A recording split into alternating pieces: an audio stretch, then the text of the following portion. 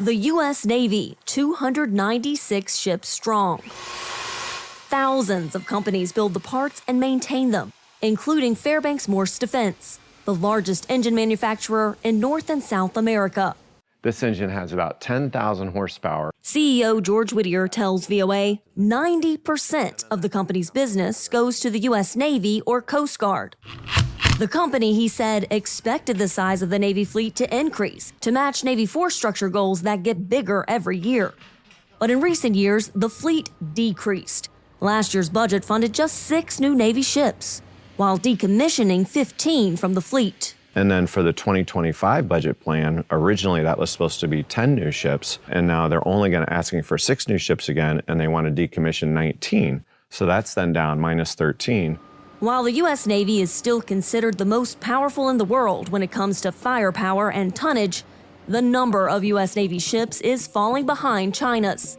Its Navy is on pace this year to surpass 400 ships, according to the Pentagon. It's very frustrating and very challenging to be a supplier. They're rapidly growing the size of their Navy, and here we are on the sidelines. It's, we need to get more ships that are out there. We send a shipbuilding plan to Congress every year. Admiral Jim Kilby, the acting chief of naval operations, agrees. And we've advocated for a bigger Navy for a long time.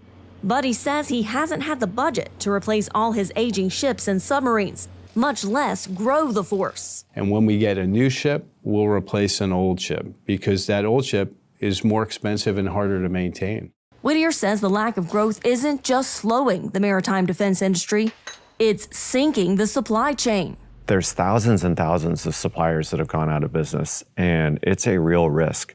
I got a note from the folks at Electric Boat that make the submarines, and they'd identified something like 350 critical suppliers where they were concerned if they go out of business that they don't necessarily have a backup. Fairbanks Morse Defense happens to be one of the biggest suppliers to U.S. submarines, and the sole U.S. company supplying the biggest engines used in the military's amphibious warfare ships. Without 4 of these, an amphib is nothing but a piece of metal floating in the water. Each engine about the size of a small school bus. We should have 2 engine suppliers, but the reality is if the Navy's only going to build 6 ships a year, it's a struggle to keep 1 engine supplier in business, let alone 2. A problem so concerning, the president is taking action, announcing this month a new office in the White House devoted entirely to shipbuilding. We used to make so many ships. We don't make them anymore very much, but we're going to make them very fast, very soon. Congress is expected to increase the military's budget to surge resources for its shipbuilding shortfalls. While most ships made in the United States are for its military, Senator Mark Kelly tells VOA the state of U.S. commercial shipping is even more dire. We went from 10,000 ships during World War II to 85 today. So in case of an emergency, in case of a conflict with a near-peer adversary, we're quite limited to getting all those supplies and equipment, troops across the ocean. The United States builds about 5 commercial ships each year.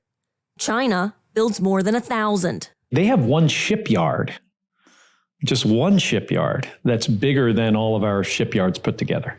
They can construct them very, very quickly. And we just don't do that anymore.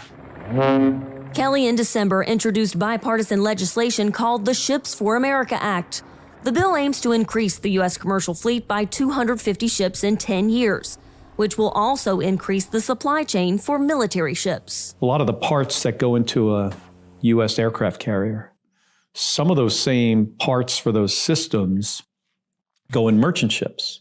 Kelly says the bill uses tax incentives and fees on cargo coming into the country to fund the growth. There are provisions in the legislation to have it fully paid for, so we don't have to add anything to the annual deficit. Defense industry leaders say they welcome efforts to prioritize shipbuilding to help counter China, and warn inaction will put the U.S. even further behind in the future. The Navy's latest shipbuilding plan only increases its fleet to 380 ships by 2040, still fewer than the number of Chinese naval vessels today. Carla Babb, VOA News, Norfolk, Virginia.